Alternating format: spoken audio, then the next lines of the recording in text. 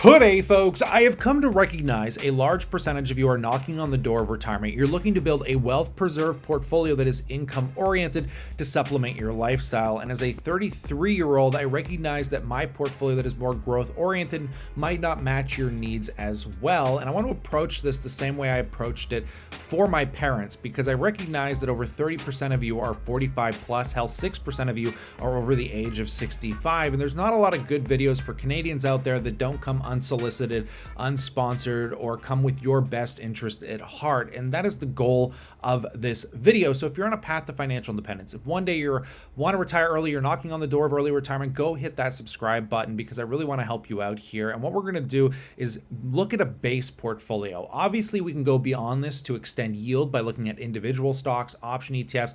There's tons of other things you can do, but those come with an excessive amount of risk. And we don't want to take the excessive amount of risk in the base, the vast majority of our portfolio. I would build a portfolio up to 60, 70, 80% with just the ETFs we're about to talk about that give you diversification between Canada, the US, and international markets. This is going to give you a great deal of sector diversification with higher starting yields, monthly payments, and dividends that will go up over time to beat inflation. So if that is a conversation you'd appreciate, all I ask in return is that you hit that like button. Let me know if I'm missing anything in that comment section below, or ETFs that you think are just as exceptional. We're going to start, of course, being Canadians on the Canadian side of the border, where taxes are more efficient and things are just probably a little bit easier from a currency conversion standpoint. But we're going to talk about VDY, XEI, and XDIV. All of these can serve as part of a core portfolio for Canadians, and we're going to just talk about how you can mix and match these because they do serve much different purposes. Now, firstly, VDY till I motherfriggin' die might not be the best for everybody because it is a growth-oriented ETF, which we will see as it pays right now 3.67%, not the highest yield anymore, 0.22% management fee. The returns have been exceptional, annualizing 10%. It's great to get growth and income, but we got to recognize, guys, that this is highly concentrated. I mean, for every dollar you put in this, 25 cents is going to Royal Bank and Toronto Dominion. This is a very concentrated market cap weighted monthly paying dividend ETF, but we could pair it with some of these other ETFs or mix and match these how we please. We will recognize, though, that the dividend scorecard over 5 years has been growing at 8.19%. It's annualized. That is a great dividend growth rate. But again, monthly payments can be a little bit scattered because some of these do pay quarterly. But this is a good ETF, I think, for somebody that is a bit younger, or if you wanted to match some growth with something, let's say, like XEI. Now, this is the iShares Composite High Dividend Index. This one doesn't offer the same sort of growth, but it does offer a higher yield and much better diversity. As we can see, since inception, it's annualized about 8.21%. That is still very reasonable returns, considering half that return is within the dividend that pays out 4.32%, management fee 0.2%. I'm always going to mention the management fee because we want to be 0.5% or lower. We do not want managers taking a large percentage of our portfolios in retirement. And we can see this is way more diversified. No one stock making up more than 5%. We're getting Toronto Dominion, TC Energy, Enbridge, Canadian Natural Resources. We can see we're 30% energy, 30% financials, 13% utility. This ETF really checks a lot of boxes for me and can be part of a core Canadian holding for somebody in retirement. If we take a look at the payments, they are also monthly. They're not as consistent. And if we take a look at the dividend scorecard, it is, however, in line with VDY. Again, the volatility between these monthly payers can get quite excessive just because, again, stocks don't pay monthly, right? They're mostly quarterly and they get mixed quite dramatically. But again, the dividend growth rate is still quite exceptional here. And then XDIV kind of takes the best of both worlds.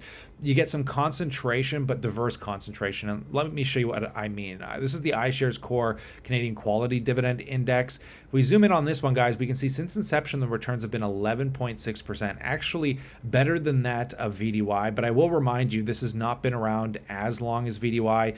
VDY has actually been around since 2012. XDIV has only been around since 2017. So the returns might not be a one-for-one relation if we're just looking at since inception. If we zoom in, however, on, like, say, the 1 year or the 3 year, Canadian markets have crushed. I mean, 22% return in the last year. Comparably, XEI in the last year is up 20%, and VDY comparably, if we just scroll back up to the returns here, in the last year has been 23.8%. So you can see the market cap passively weighted ETF VDY has outperformed all of these, but these are still absolutely crushing returns, guys. So if we don't take a look at the holdings here, firstly, the yield on XDIV is 4%, so it's in between VDY and XEI.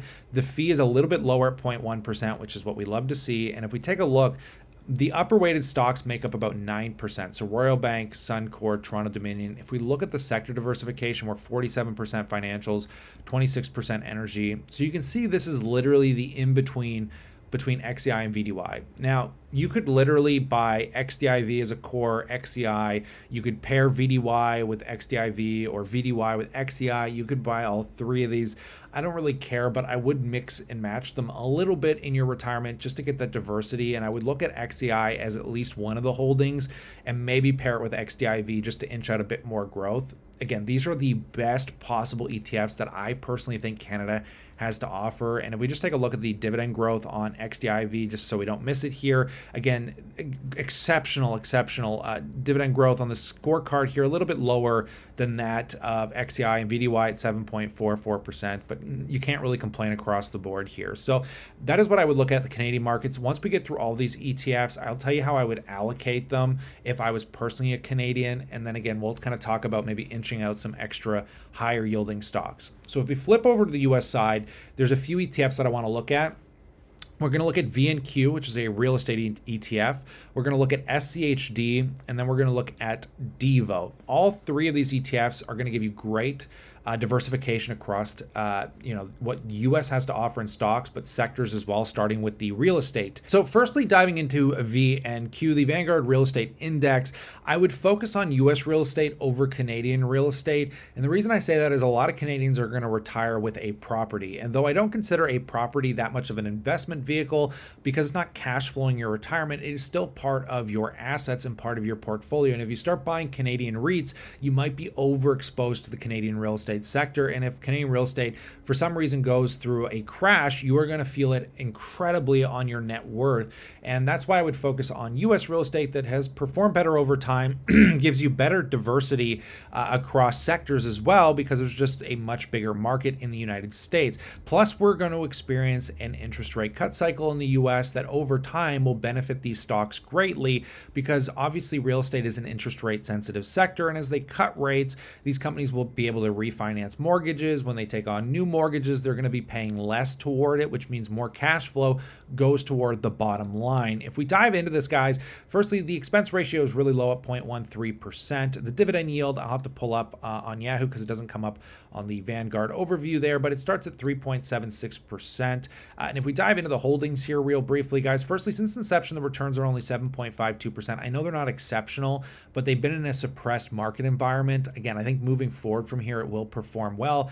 Obviously, it's not financial advice, and regardless whether it performs well or not, it's still a good sector diversifier because we know real estate is one of the most stable sectors to invest into. And if we take a look at those holdings again here, guys, we can see we're getting diversity between hotels and resorts, retail, single family and residential, data centers, offices. There's so much healthcare, storage REITs, and no one stock makes up more than 6% of the holdings, which is great to see here, guys. You've got American Towers, Realty Income. There's so many good stocks in here. From a dividend standpoint, again, we're talking about quarterly payments. I know they're not monthly. Not everything's going to pay monthly, but for the proper exposure and wealth preservation, I would rather get an ETF like this. The 5-year growth rate is 3.61%.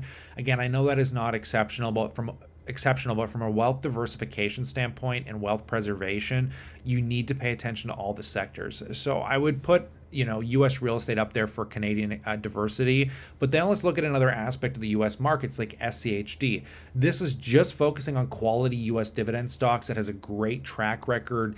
And if we scroll to the top here, guys, we can see the expense ratio is 0.06%. Many of you know the Schwab US Dividend Equity ETF. It's a very famous ETF because it starts with a yield of 3.84%.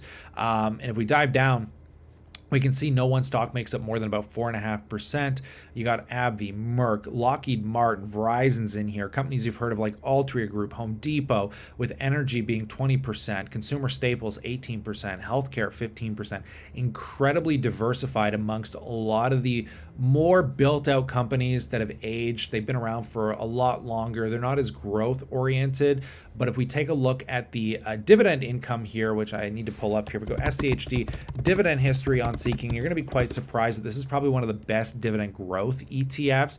Firstly, we can see, again, we're getting quarterly payments, but they are going up quite consistently because they're growing at about 10.38% a year over the last 5 years. So again, that's going to help us beat out inflation and ensure throughout our retirement, hopefully we're going to have a long-lived retirement, we're still going to be seeing our getting those pay increases, right? We always want to be getting a pay increase, just like at our job, right? So again, I like VNQ, I like SCHD, but we still want to get exposure to some of those growth oriented stocks, right? But we want to inch out a higher yield because we're income oriented. And this is where I think those option ETFs can have a good play. And I've talked about this recently with DIVO. I think DIVO could be a core part of those US holdings. It's got a good track record, good total return growth rate, which by the way, we should point out with SCHD here what those total returns are. If we scroll down and actually take a look just to make sure we're not missing out on the portfolio performance, we can see since inception it's been 12.6%. That is absolutely incredible, right? Just to give you an idea of not just the dividend, but what we're going to likely receive in totality. So with DIVO here,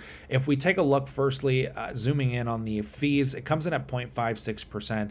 I will say I do not want to hold an ETF that usually charges more than 0.5%. In retirement, we do not want to be paying somebody 1% of our portfolio to breathe over it. This is a passive portfolio. It doesn't need to be managed. It will survive the ups and downs of any market cycle. So let's just pay close attention to the fees that we're paying. The distribution rate is 4.78%, and it is a monthly paying ETF, which is great. But what I like about it is no one stock makes up more than 5%, but we're getting exposure to the stocks we're not getting in SCHD or VNQ. The stocks in here include Apple, Visa, Microsoft. Again, there's Home Depot, a little bit of overlap, but JP Morgan's in here, Goldman Sachs. We can see we're about 26% financials, about 16% information technology, 15% industrials. The returns here are exceptional, annualizing about 12.52%, very similar in line with SCHD, but you're getting a spectrum of other stocks you otherwise wouldn't get exposure to. So I think you could pair these three US ETFs together.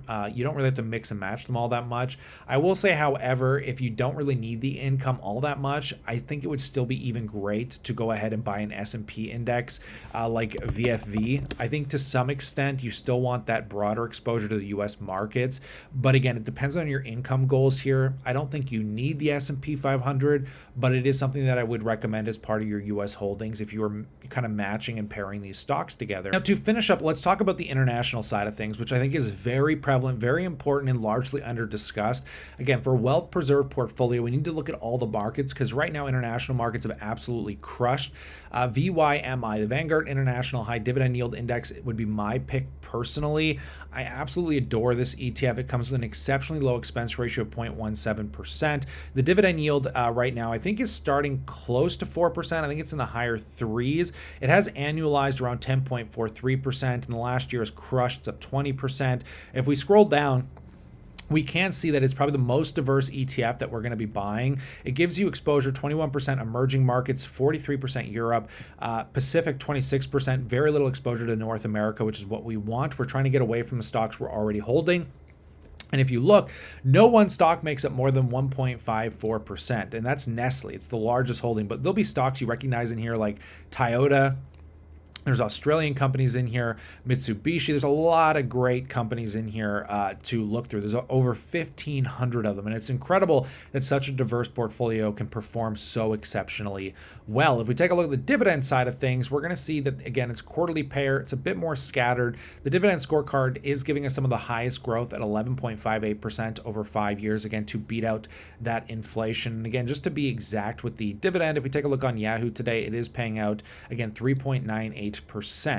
Again, a very simple ETF to understand, and we will have to recognize, guys, that as we build this portfolio out, we're going to be looking at our TFSAs, our regular brokerage accounts, and trying to mix and match where these will do the best. We have to understand that if we're not collecting an income from our job, that qualified dividend dividends in Canada up to the first $50,000 are virtually not taxed as it is. So you might want to be putting more of the US oriented stocks within your tax advantaged accounts because you're still going to be paying the 15% withholding. Unfortunately, Canadians buying over the border stocks, especially in the US, have to pay 15% withholding tax. And I don't mind paying a 15% tax so long as I'm not paying income tax on top of it. So you're going to have to figure out exactly how you want to allocate these. For my parents, as an example, you might want to be a little bit more Canadian oriented. I don't think it's a big deal to make 30 to 50% of your portfolio just Canadian stocks, and then you could pair the rest of these stocks over the other part of your portfolio. Personally, I think for the most wealth preservation, I would maybe do 25, 25, 25, 25 Canadian, 25 US, 25 international, and then you have 25% of your portfolio that you could perhaps put in fixed assets if you want to remove even more volatility. That could be your GICs, your treasuries. You can easily get about a 3.5%, 4% on a GIC today. Then you could maybe make that 20% of your portfolio and then take 5% and mix it into higher yielding stocks. These could be your individual dividend stocks we talk about on this channel. This could be your higher yielding option ETFs that we've talked about on this channel. And again, you can even make that percentage a bit bigger if you don't care about maybe maximizing security with GICs. I mean, you could get away from GICs and put 20% of your portfolio just in a spectrum of really high yielding stocks. That would bump you above the wealth preservation that you've built out in the rest of these. What I typically recommend, however, and the best way to approach it is figure out what income you're going to need to meet for your basic necessities, right? You're going to look at your pension, your CPP, what you're getting from your job, all this stuff. Figure out what all the income you're going to be collecting passively is, and look at these stocks that I mentioned here. And once you've reached your goal by diversifying out these ETFs, anything thereafter you could probably speculate a bit more with, right? Because you just want to make sure that your basic needs are met with the most preserved capital possible. And then thereafter, it's just a cherry on top of the cake, in my opinion.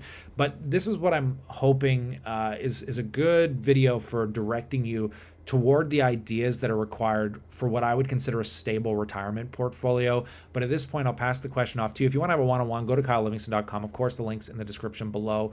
But I'd love to know what you think otherwise, and maybe ETFs that you're building out in your retirement portfolio in the comment section below.